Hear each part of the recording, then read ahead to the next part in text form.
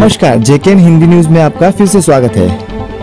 प्रहार के प्रायोजित उम्मीदवार रवि राठी के प्रचार के लिए बार्शी टाकली के पुराने बस स्टैंड पर प्रायोजित सभा में प्रहार नेता बच्चू कडू ने 12 नवंबर बार्शी टाकली में मंगलवार को कहा कि किसानों को नुकसान पहुंचाने वाली इस व्यवस्था को कहीं न कहीं बदला जाना चाहिए। और इस सभा में बच्चू कडू ने यह भी कहा कि 30 से 35 विधायकों को चुना जाना जरूरी है। इस अवसर पर प्रहार उम्मीदवार रवि राठी के साथ कुलदीप वासु, सुशील फुंडकर, सुरेश जोगले, अरुणा काकड़, अरविंद पाटिल, दत्ता पकडंगणे, गजानन सोनने, विद्यू वाकुडे, विवेक बंबल, अक्षय वाहिदे, सागर पुंडकर, विठ्ठल पुंडकर, बंटी पाटिल, गोलू टापरे, प्रदीप कोरोलकर, पुरुषोत्तम धोकड़, नारायण लोखंडे, संदीप चौहान, आशीष खेड़कर और सभी पक्ष के पदाधिकारी और जनता बड़ी संख्या में मौजूद थी। इस सभा का संचालन श्याम ठाक ने किया और सभी को धन्यवाद देते हुए बंटी पाटिल ने इस सभा का समापन किया।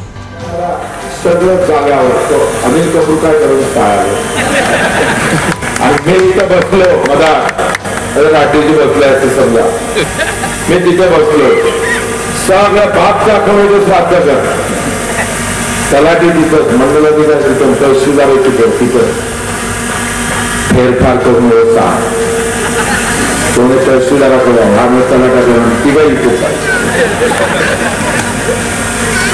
बच्चू को आगे बाजू हुआ रक्ताचं बात करतात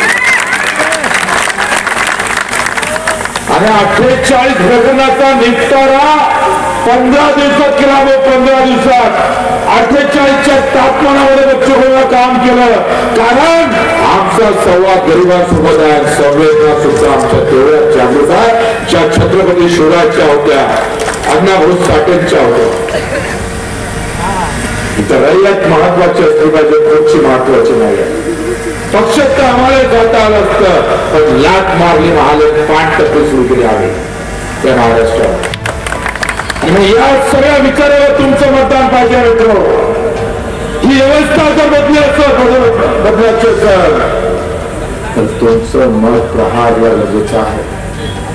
पक्ष लहान आहे काम या सगळ्यांपेक्षा बच्चू कडूचं मोठं।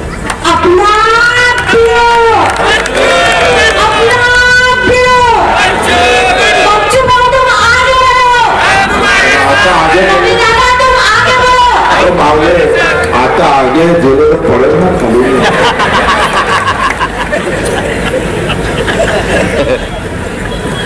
मित्र लक्षात घ्या का लूट आणि लुटणारे कोण लक्षात घ्या। जातीपाती धर्माचं तुमच्या डोक्यात टाकणाऱ्यांना लक्षात घ्या। ज्यांच्या मगडात जोर नाही वो भाजपा और कांग्रेस वालों को बताता हूं मैं।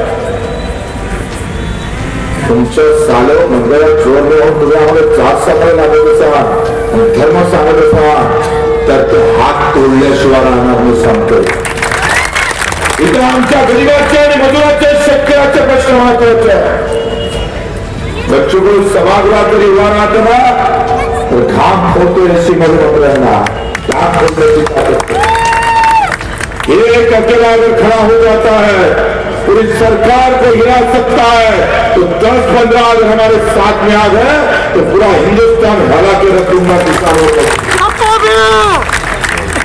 आज सोयाबीनचे भाव पाडले सरकारने।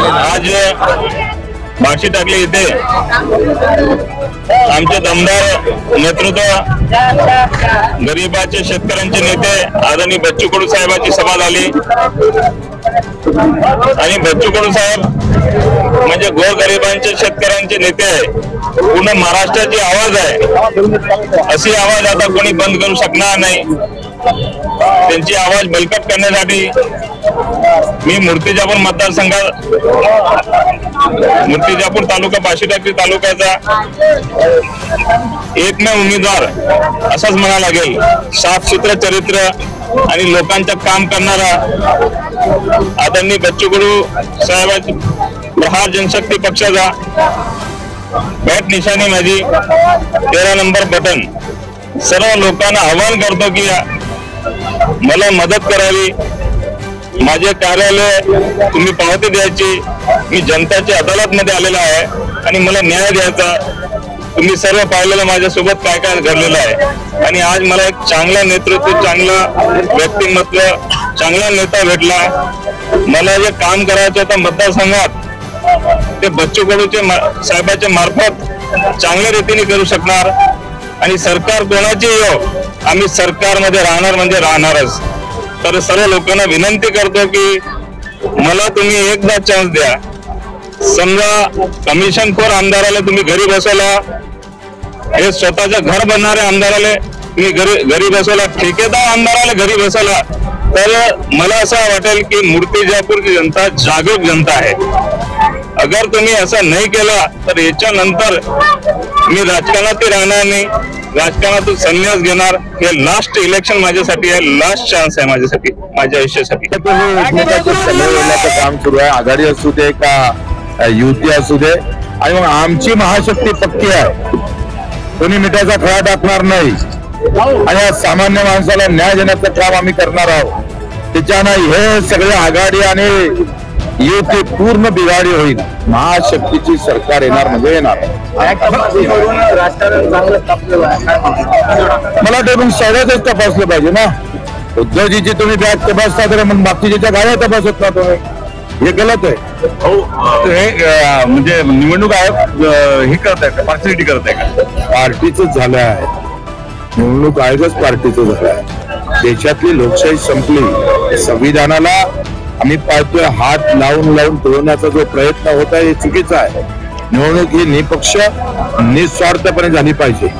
उद्या जर ह्या निवडणुकीवर अशा प्रकारचे हस्तक्षेप वाढले तर लोकांचा विश्वास होईल आणि मग जे बटन दाबणारे लोक उद्या हातात गोटे घेईल.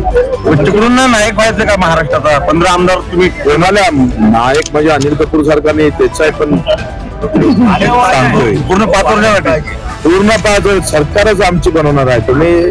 मी तुम्हाला सांगितलं होतं का छोट्या पक्षाचं सरकार येणार आणि एकंदरीत सगळे एकमेकाचे पाय ओढत आहेत आणि त्या पाय ओढण्यामध्ये आमचा व्यवस्थित आम्ही त्याचा गेम लावणार आहोत. आणि मी सांगतो चित्र अतिशय चांगलं आहे. किमान प्रहारनं 40 सीटा उभ्या केल्या, आम्ही 10-15वर आघाडी घेत आहोत आणि निर्णय आमच्या बाजूने राहणार. कटेंगे तो कटेंगे नहीं, हम सबको जोड़ने जा रहे हैं. आप बटेंगे और कटने की बात कर रहे हैं, हम हिंदुस्तान जोड़ने की बात कर रहे हैं. हम हमारे तिरंगा लेकर कटने वाले हैं.